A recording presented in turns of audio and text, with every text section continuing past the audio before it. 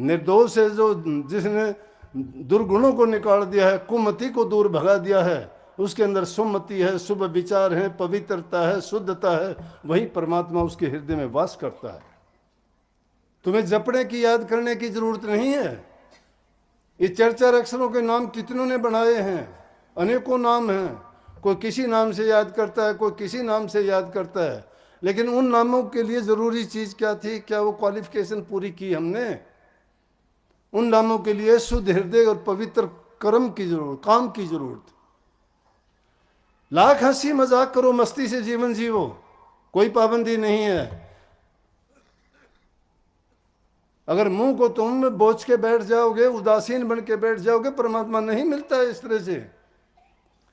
सुनु नाम का एक महात्मा था, हंसता रहता था, हंसता रहता था।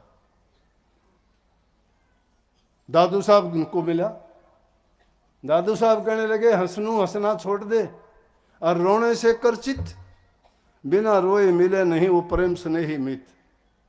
बोला दादू हंसना रोना एक कर, तूने जाने दो, हमने तो हंस इसके मिला, तन्ने मिला होगा रो। समझ गए? हंसना सीखो, हंसाओ।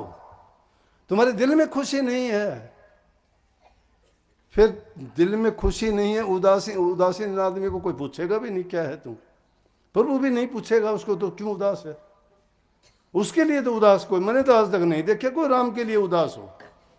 उदास हो तो क्या, तो घराड़ों ने क्यों कोई दिया होगा, या कोई और कोई नुकसान हो गया होगा, या तुम्हारा कोई सवार थे लालच पूरा नहीं हुआ होगा, तो खरे मान लूंगा उदास हो।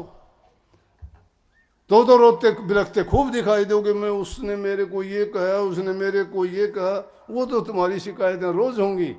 लेकिन ऐसा तो मुझे कोई मिला नहीं कि आज मेरा भजन नहीं बना। एक आदमी नहीं कहा किसी ने। मेरे पास तो आते हैं सब के सब रोने लेके आते हैं, और 100-50 आते हैं तो मन भी रुआ के जाते हैं आखिर में।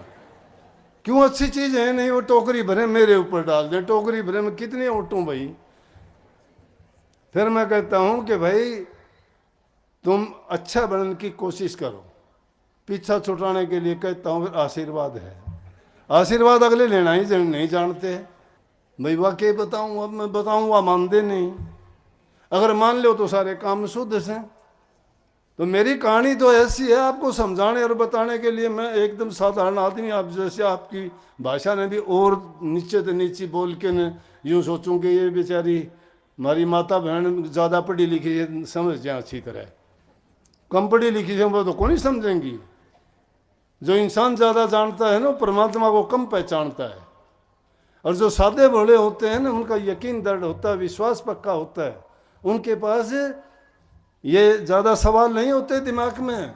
जो बातों से खोजना चाहते हैं, बातों से ढूंढना चाहते हैं, ग्रंथों में पाना चाहते हैं, मंदिर मस्जिद गुरुद्वारों के वो पुजारी बन के हासिल करना चाहते हैं, उनको नहीं मिलेगा। अनुभव करोगे, अपने हृदय में बैठ के करोगे, अपनी वृत्ति को अंतर्मुख जमाओगे, जो सूरज शब्द के योग में मिलता है और जो बताया गया है उस तरीके पर, उस रास्ते पे चल पड़ोगे, सीढ़ी दर सीढ़ी पहुंच जाओगे एक दिन।